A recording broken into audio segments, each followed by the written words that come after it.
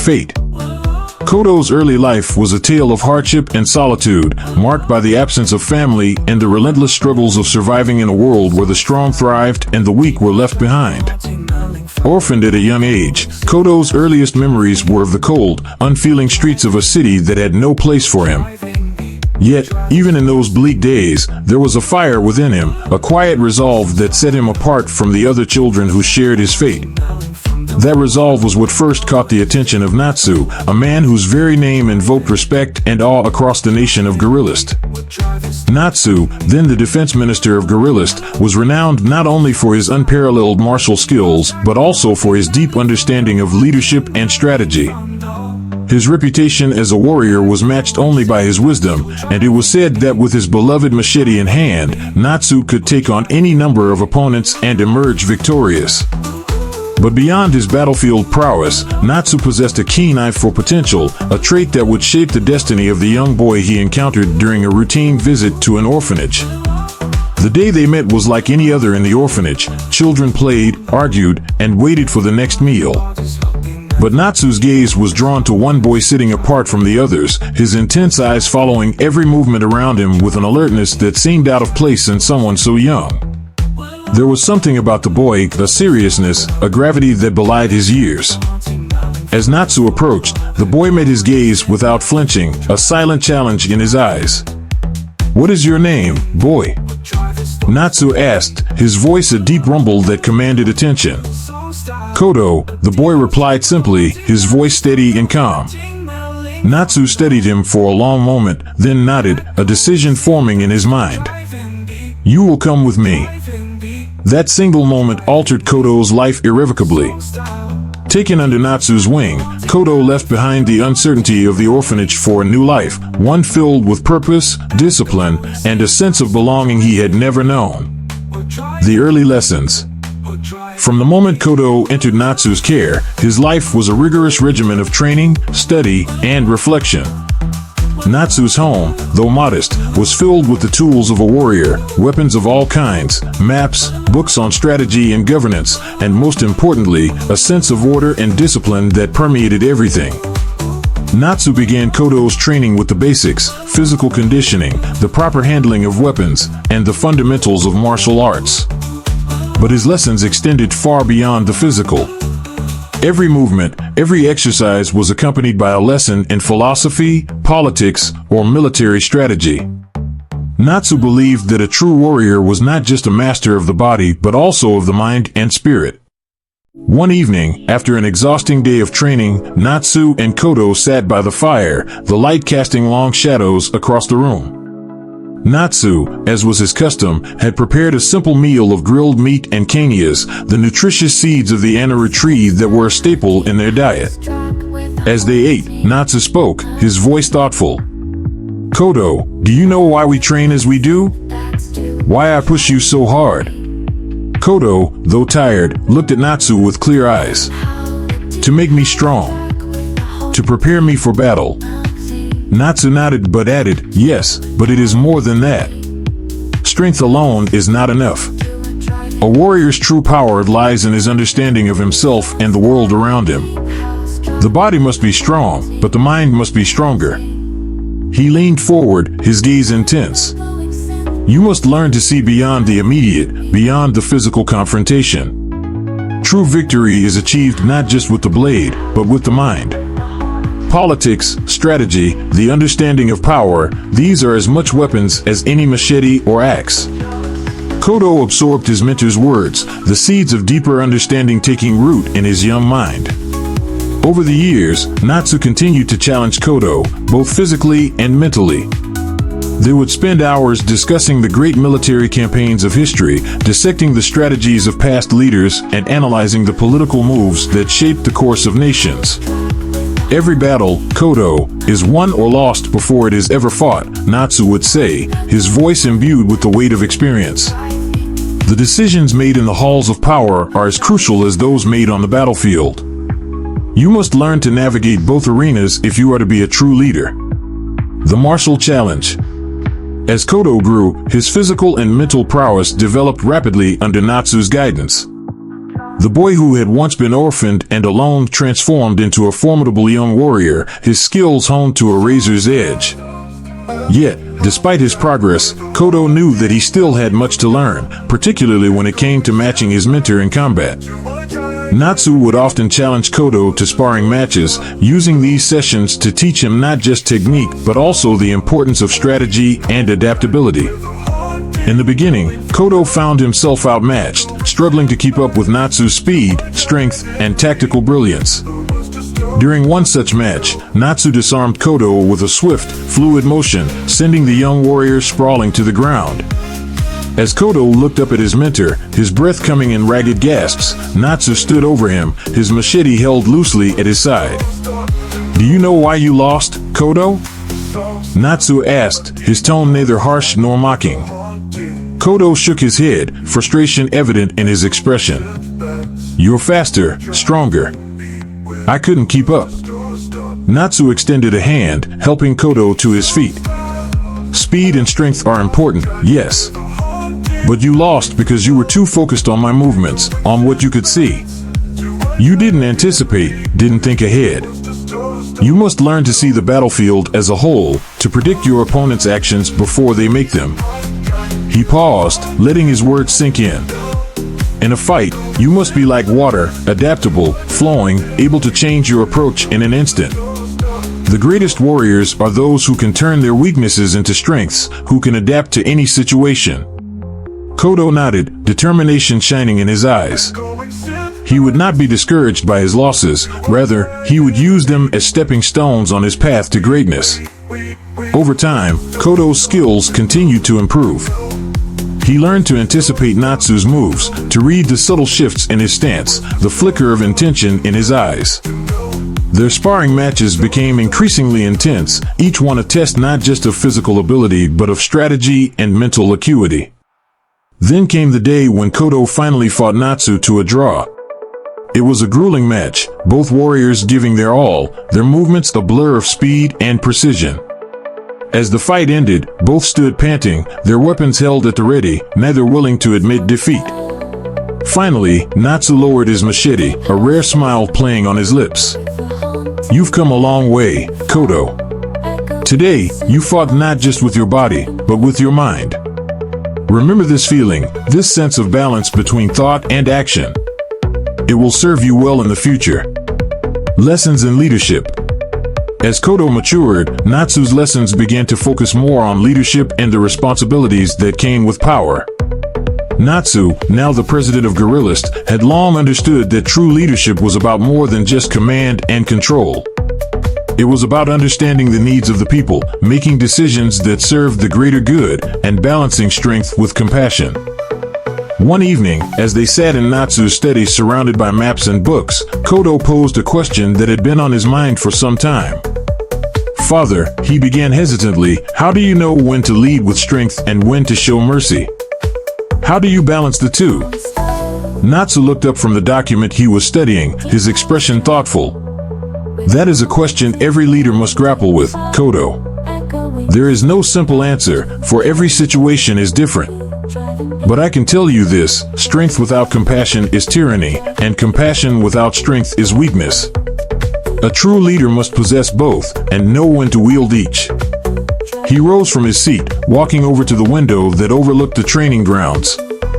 "When you lead, you must always be mindful of the consequences of your actions, not just in the moment, but in the long term. Every decision you make, every order you give, will ripple through the lives of those you lead. You must be strong enough to make the hard decisions, but also wise enough to temper that strength with understanding." Kodo listened intently, absorbing every word. He understood that Natsu was not just speaking from experience, but from a deep sense of responsibility. The weight of leadership was a heavy burden, one that required both strength and wisdom to bear. "Remember, Kodo," Natsu continued, turning to face him, "a leader's true power comes not from their ability to command, but from their ability to inspire. When your people believe in you, when they trust you to act in their best interests, they will follow you through any storm. But that trust must be earned through your actions, your integrity, and your commitment to their well-being." Kodo nodded, the lessons taking root in his mind. He knew that the path of leadership would not be easy, but with Natsu's guidance, he felt prepared to walk it. The final challenge. As Kodo reached adulthood, he had become a warrior and leader in his own right, respected by those who knew him and feared by those who opposed him. But there was one final challenge that Natsu had prepared for him, a test that would determine whether Kodo was truly ready to step into the role of leader. One morning, Natsu summoned Kodo to the training grounds, his expression serious. "Kodo, today we will have one last match, no holding back. This is your final test. Are you ready?" Kodo nodded, his heart pounding with anticipation. He had faced Natsu many times before, but he knew that this match would be different. It would be a test not just of his skills, but of everything he had learned from his mentor over the years. The two warriors squared off, their weapons at the ready. For a moment, they simply stood there, each assessing the other, waiting for the right moment to strike. Then, in a blur of motion, they clashed, their weapons ringing out as they met. The fight was intense, each move calculated, each strike deliberate. Kodo fought with a calm focus, drawing on the lessons Natsu had taught him about adaptability and strategy. He anticipated Natsu's moves, countering with precision and skill. It was clear that he had grown into a formidable warrior, one who could stand toe-to-toe with the greatest fighters of the age. But Natsu was no ordinary opponent. He fought with the experience and wisdom of a lifetime, his movements fluid and unpredictable. Every time Kodo thought he had an opening, Natsu would shift, turning the tide of the battle in an instant. For what felt like hours, they fought, neither willing to give an inch. Sweat dripped from their brows, their breaths came in ragged gasps, but still, they pressed on, driven by a deep respect for each other and the knowledge that this fight was about more than just physical prowess. Finally, as the sun began to set, casting long shadows across the training ground, the two warriors found themselves locked in a stalemate.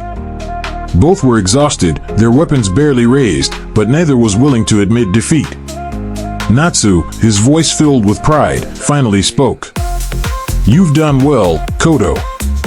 You've proven yourself not just as a warrior, but as a leader. Today, we are equals. Remember this moment, for it marks the beginning of your own journey." Kodo, still catching his breath, nodded. He understood the significance of Natsu's words. The journey that had begun in the orphanage had brought him to this moment, standing as an equal with the man who had shaped his destiny. As they lowered their weapons and clasped hands, Kodo felt a deep sense of gratitude and determination. He knew that the path ahead would be filled with challenges, but with Natsu's teachings as his foundation, he was ready to face whatever came his way. The legacy continues. Kodo's journey was far from over, but he knew that with Natsu's guidance and the lessons he had learned, he was prepared to step into his role as a leader.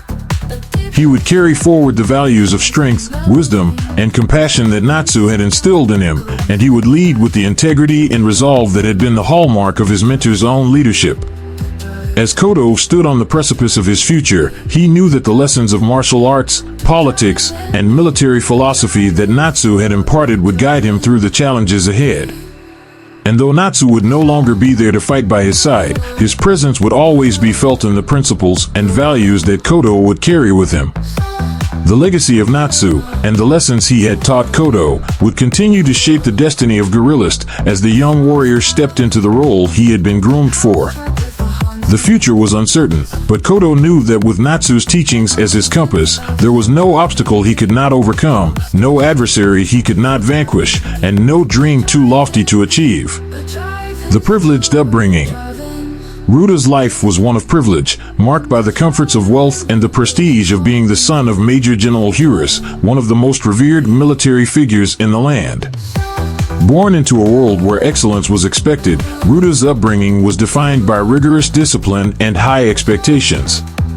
From an early age, Ruta was groomed to be more than just a warrior. He was destined to be a leader, a figurehead who would one day inherit his father's legacy. Unlike Kodo, who rose from humble beginnings under the guidance of Natsu, Ruta was raised in the lap of luxury, surrounded by the trappings of power and influence. His childhood home was a grand estate, filled with the relics of his family's storied history, portraits of ancestors who had fought in legendary battles, shelves lined with books on strategy and governance, and walls adorned with the weapons of war. It was an environment that cultivated a deep respect for tradition and a sense of duty that was instilled in Ruta from the moment he could walk. Despite the privilege that surrounded him, Ruta's life was far from easy. His father, Hurus, was a man of immense discipline, and he demanded nothing less from his son. Ruta's days were regimented, beginning before dawn with martial arts training under the watchful eye of Master Bara, a martial arts master known for his strict methods and unparalleled skill. The afternoons were reserved for lessons in military strategy and political philosophy, taught by Hurus himself.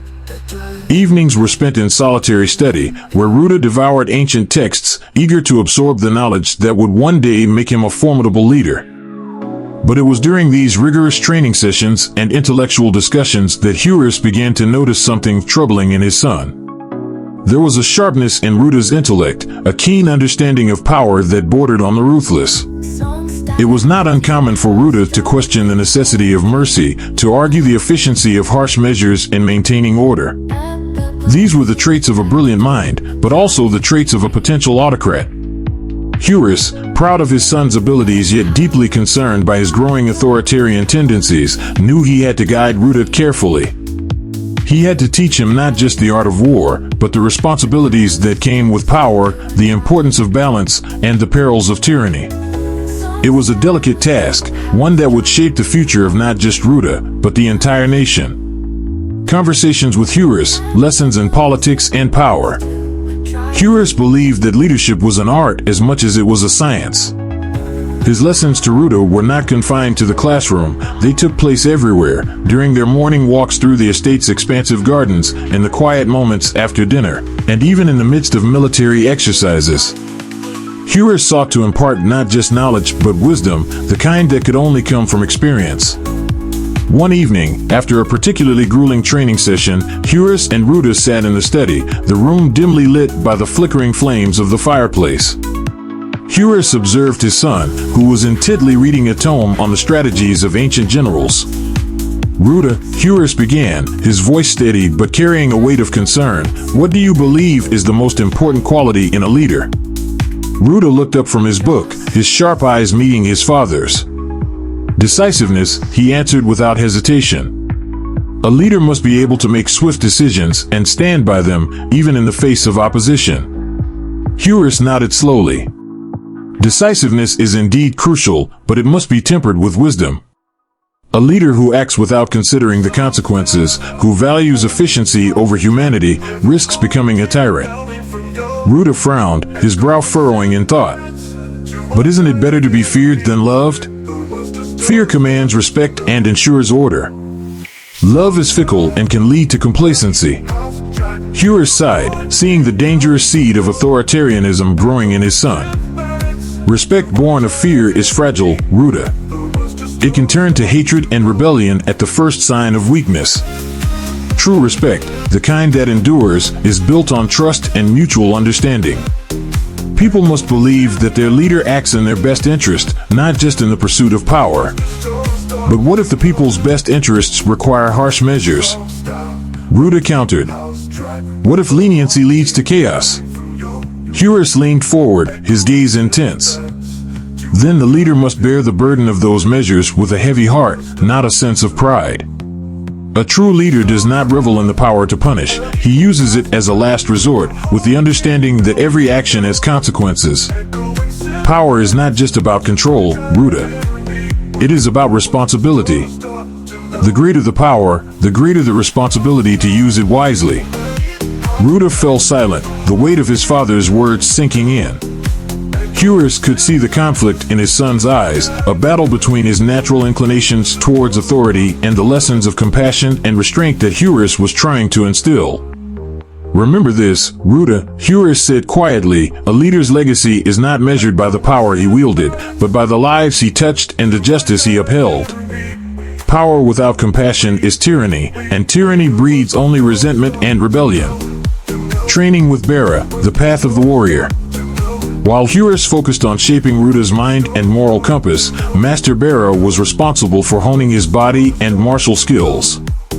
Bara was a man of few words, but his presence alone commanded respect. His approach to training was rigorous, demanding both physical prowess and mental discipline.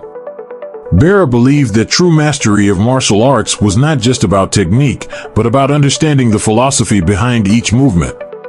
From the age of 5, Ruta was placed under Bara's strict regimen. Days began before the sun rose, with hours of intense physical training, running, lifting, and practicing forms. Bara was relentless, pushing Ruta to his limits, but it was clear that he saw great potential in the boy. Despite the grueling nature of the training, Ruta never complained. He embraced the challenge, driven by an inner fire to prove himself. One morning, after an especially intense sparring session, Bara called for a break. As Ruta caught his breath, Bara approached him, his expression inscrutable. "You are improving, Ruta," Bara said, his voice a low rumble. "But do you understand why we train this way?" Ruta nodded, still panting. "To become stronger, faster, to master the techniques." Bara shook his head. "Strength and speed are important, but they are not the essence of martial arts.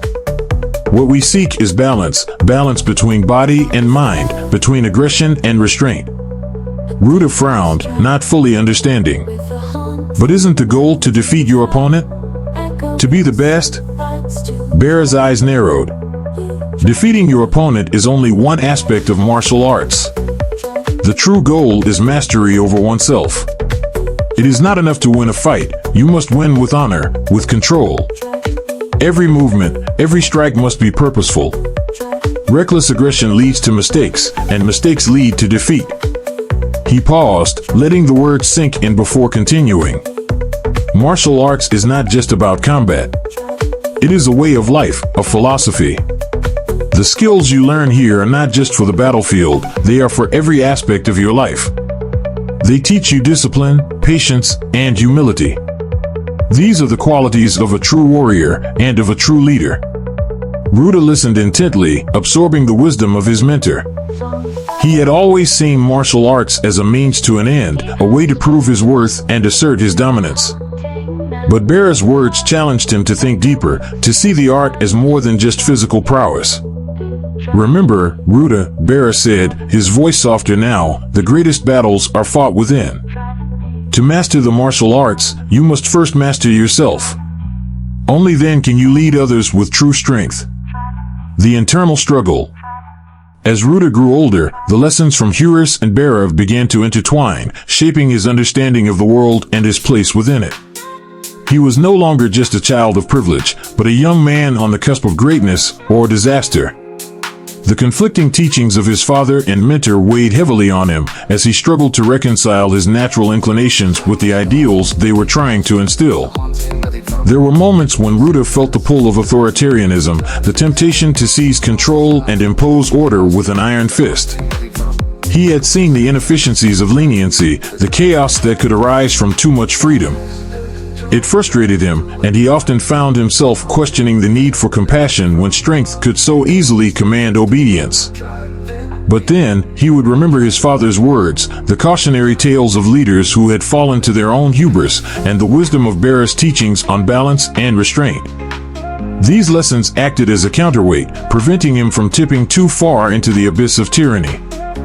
Heuris was not blind to the struggle within his son. He could see the tension in Ruta's eyes, the battle between ambition and morality. It was a familiar struggle, one that Heuris himself had faced in his youth. But Heuris knew that Ruta's path would be his own to walk. All he could do was guide him and hope that the lessons he imparted would be enough to steer Ruta away from the darker paths that lay before him. One evening, as they sat together in the study, Heuris decided it was time to address the issue directly. "Ruta," Heuris began, his tone serious, "I see the conflict within you. You are torn between the desire for control and the principles of justice and compassion that I have tried to teach you." Ruta looked up, his expression guarded. "I don't see why there needs to be a conflict, Father. Control ensures stability. Without it, chaos reigns. Eurus nodded slowly, choosing his words carefully. Control does ensure stability, but at what cost? If you rule with an iron fist, you may keep order, but you will also sow fear and resentment. People will follow you out of necessity, not loyalty. And when your power falters, they will turn against you. But isn't fear the most reliable way to maintain power? Ruta pressed, his voice tinged with frustration. Fear is powerful, yes, Eurus agreed, but it is also fragile. It can be broken, and when it is, the backlash can be catastrophic. True power, Ruta, comes from respect and trust. It comes from leading with a sense of justice and fairness. When people believe in you, when they see that you act in their best interest, they will follow you willingly, not because they fear you, but because they trust you. Ruta was silent for a long time, his mind grappling with the conflicting ideas. Eurus could see the wheels turning, the struggle to reconcile his natural inclinations with the wisdom his father was trying to impart. Father, Ruta said finally, his voice quiet but firm, I understand what you're saying. But I can't help but see the inefficiency in compassion, the weakness in leniency. The world is harsh, and sometimes harsh measures are necessary. Eurus met his son's gaze, his expression unreadable. Perhaps you are right, Ruta. The world is harsh, and there are times when tough decisions must be made. But remember this, the true measure of a leader is not how they wield power, but how they balance it with wisdom and restraint. You must always ask yourself, not just what can be done, but what should be done. The final lesson. As Ruta continued to train under Bera and study under his father, he grew into a formidable young man, respected for his intellect and feared for his martial prowess. But the internal struggle remained, a constant battle between his natural inclinations towards control and the lessons of compassion and justice that his father and mentor tried to instill. It was during one of his final training sessions with Bera that Ruta experienced a breakthrough, a moment of clarity that would shape his understanding of leadership and power. The session began like any other, with rigorous physical exercises followed by sparring. But as they moved into the sparring portion, Bera suddenly changed tactics, fighting with a level of intensity that Ruta had not encountered before. Bera's strikes were faster, his movements more aggressive. Ruta found himself on the defensive, struggling to keep up. He had always been able to hold his own against Bera, but today was different. It was as if Bera was testing him, pushing him to his limits. As the sparring continued, Ruta felt a surge of frustration. He was trying to match Bera's intensity, but every time he thought he had an opening, Bera would counter with a precision that left Ruta off balance. The frustration grew into anger, and Ruta began to fight more recklessly, abandoning the techniques he had been taught in favor of raw aggression. It was a mistake. Bera capitalized on Ruta's loss of control, landing a series of strikes that left Ruta on the ground, breathless and humiliated. As Ruta lay there, panting and seething, Bera knelt beside him, his expression stern. "Do you see what happened, Ruta?" Bera asked, his voice calm but firm. Ruta nodded, too frustrated to speak. "You lost control," Bera continued. "You let your emotions dictate your actions. You abandoned everything I've taught you about balance and discipline. That's why you lost." Ruta clenched his fists, anger still simmering beneath the surface. "But you were pushing me harder than ever before. I had to fight back." "Yes," Bera agreed, "I was pushing you. But that was the test. I wanted to see how you would respond under pressure. And you failed, Ruta. Not because you weren't strong enough, but because you lost control." Bera stood, offering Ruta a hand to help him up. Martial arts, like leadership, requires control. Control over your body, your mind, and your emotions. When you lose control, you make mistakes. And in battle, those mistakes can be fatal. Ruta took Bera's hand, pulling himself to his feet. He felt the sting of defeat, but also the weight of Bera's words. "The same applies to leadership," Bera continued. "If you let your emotions dictate your decisions, if you rule with anger and fear, you will make mistakes. And those mistakes will have consequences, not just for you, but for everyone who follows you." Ruta nodded, the lesson finally sinking in. He had always seen control as a means to an end, a way to assert his dominance and achieve his goals. The road ahead.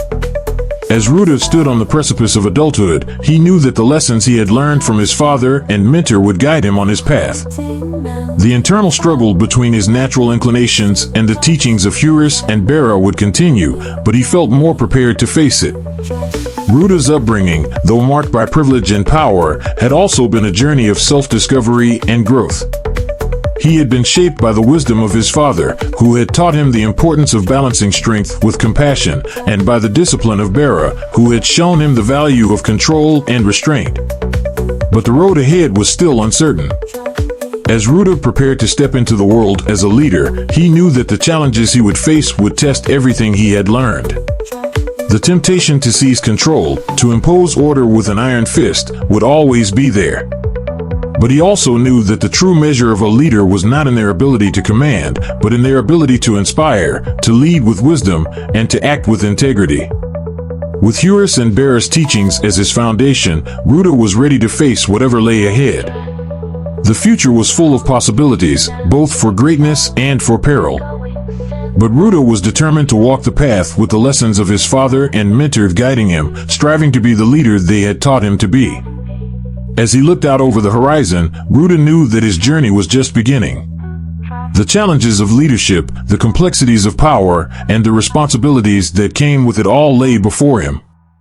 But with the wisdom of Horus and Bera as his compass, he felt ready to face the world and carve his own path, one that would honor the legacy of his father while forging a new future for himself and his people.